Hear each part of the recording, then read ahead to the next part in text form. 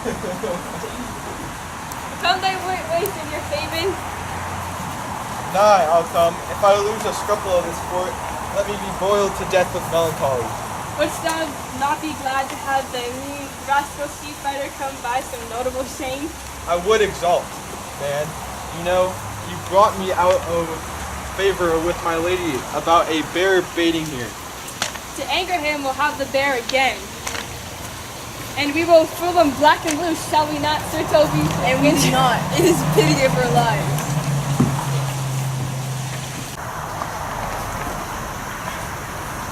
"'Tis but fortune, all is fortune."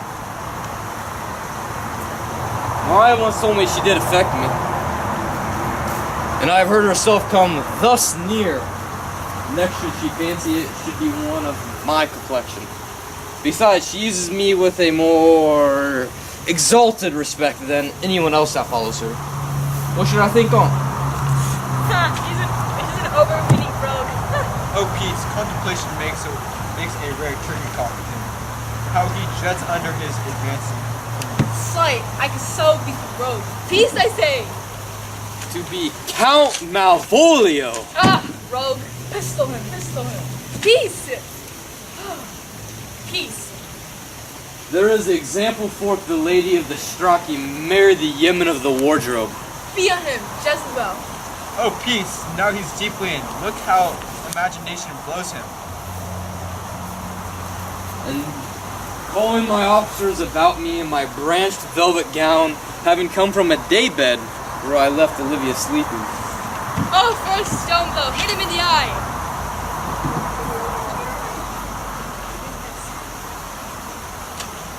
Oh, and then to have the humor of state, and after a demure travel of regard, telling them I know my place, places I would they do theirs, to for my kinsman Toby. Bolt and shackles. Oh, peace, now. Shh. 7 of my people with an obedient start make out for him. I frown the while, and perchance wind up or watch or play with my son, rich jewel. Toby approaches courtesies there to me. Shall this fellow live? Though our silence be drawn from us with cars, yet peace. I extend my hand to him, thus quenching my familiar smile with a steward regard of control. And does not Toby take a big of Saying, "Cousin Toby, my fortunes having cast me on, your niece give me the prerogative of speech. What? You must amend your drunkenness. Out, scab! Now patient, or we break the sinews of our plot. Besides, you waste the treasure of your time with a foolish knight. That's me, I warn you. One Sir Andrew. I knew 'twas I who managed to become a fool. What employment have we here? Now is the woodcock near the gin. Oh, peace! In the spirit of humor and intimate reading aloud to him. By my life! This is my lady's hand. These to be her very C's, her U's, and her T's. And thus makes she her great P's. It is in contempt to question her hand. Her C's, her U's, and her T's? Why that? To the unknown beloved, this and my good wishes her very phrases. By your leave wax soft, and then pressure her the crease which should she uses to seal. 'Tis my lady, to whom should this be?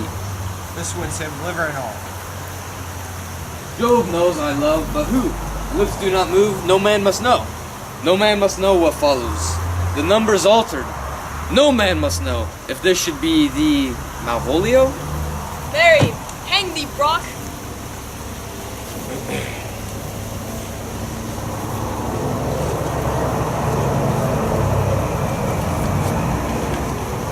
I may command where I adore, but silence with a Lucrece knife with bloodless strokes my heart doth gore.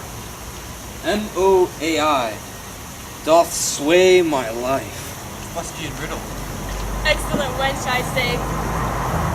M-O-A-I doth sway my life. Nay, but first let me see. Let me see. What what dish of poison has she dressed you? And with what wing does Daniel clutches at it? I command where I adore, why she may command me, I serve her. She is my lady. Why, this is evident to any formal capacity. There is no obstruction in this. And the end, what should that alphabetical position portend? If I could make that resemble something in me. M-O-A. Oh, they make up that? He's not cold sent. Sutter will cry for all this, though it be as rank as a fox. Malvolio. And why? That begins my name. Did not I say he would work it out? The cur is excellent at faults. But then there is no consonancy in the sequel that suffers under probation. A should follow, but O does. And O shall end, I hope. I know cold him and make him cry, oh. Then I comes behind? Aye, and you had any eye behind you. You might see more detraction at your heels than fortunes before you. M-O-A-I. This stimulation is not as the former. And yet to crush this a little, it should bow to me, for here follows prose.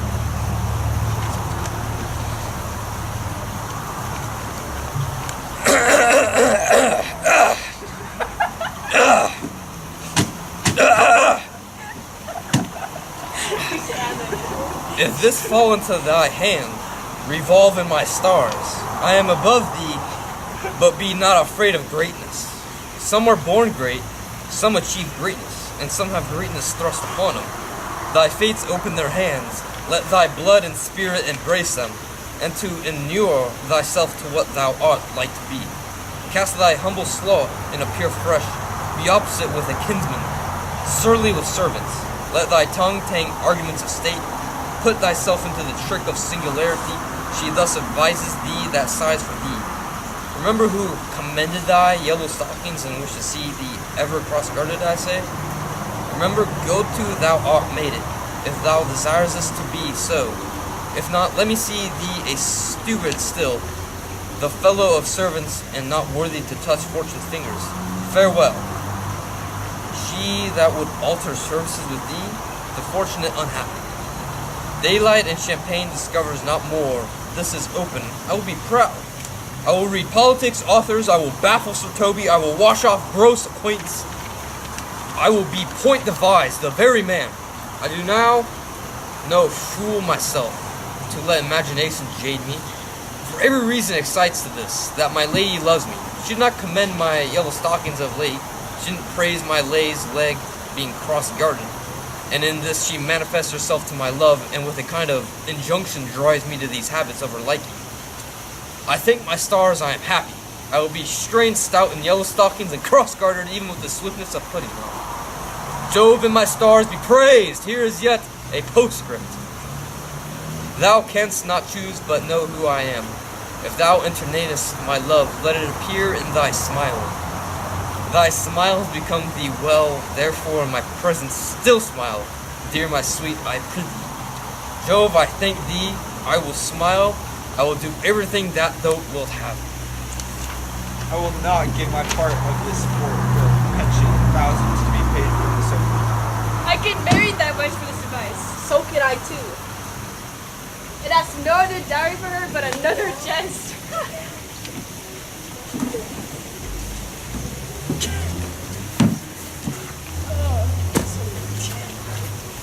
Or oh mine either. Here comes my noble goal catcher.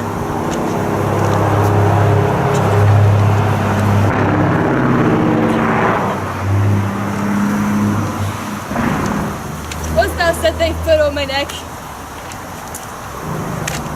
Or oh mine either. Shall I pay my freedom that trade trip and become thy bond slave? I faith or I either. Why, thou hast put him in such a dream that when the image of him leaves him, he must run mad. Nay, but say true, does it work upon him? Like Oscar Vitae in a midwife. If you will then see the fruits of the sport, mark his first approach before my lady. He will come to her in yellow stockings, and 'tis a colour she abhors, and a cross-gartered a fashion she detests.